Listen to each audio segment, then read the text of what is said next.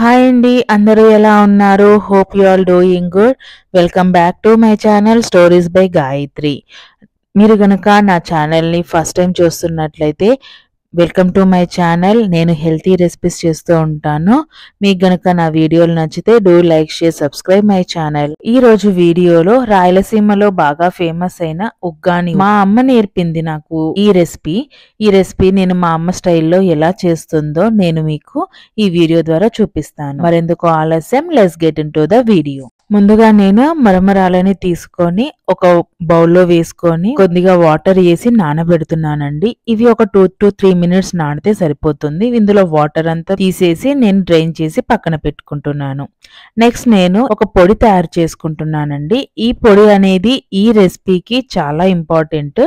ఈ పొడి వల్ల ఈ రెసిపీకి చాలా మంచి టేస్ట్ వస్తుంది. Don't miss this. నేను ఇక్కడ ఒక ప్యాన్ తీసుకొని దాంట్లోకి గుప్పెడు పల్లీలు తీసుకుంటున్నానండి. వీటిని గోల్డెన్ కలర్ వచ్చే వరకు వేయించి మిక్సీ జార్ లో వేసి పెట్టుకుంటున్నాను.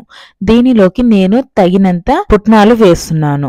ఇవి మీరు డ్రై రోస్ట్ చేసైనా వేసుకోవచ్చు, పచ్చివైనా వేసుకోవచ్చు. It's completely optional.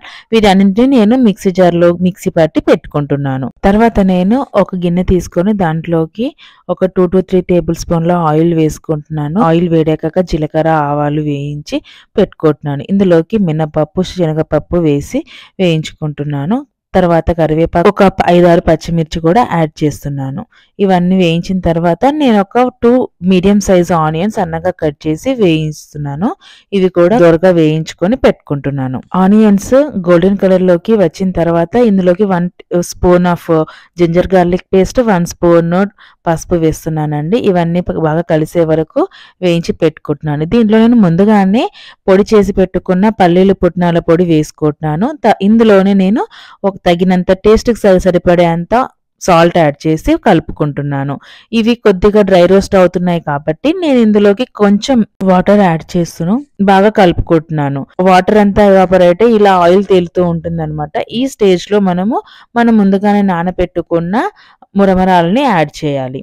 మురమురాలు బాగా యాడ్ చేసిన తర్వాత ఇవన్నీ బాగా కలుపుకోవాలండి. పల్లీల పొడి అనే ఫ్లేవర్ అనేది మురమురాలకి బాగా పట్టే వరకు పెట్టుకోవాలి. అంతే అండి, ఎంతో సింపుల్ గా ఈజీగా అయిపోయే ఉగ్గాని రెసిపీ అయిపోయినట్లే.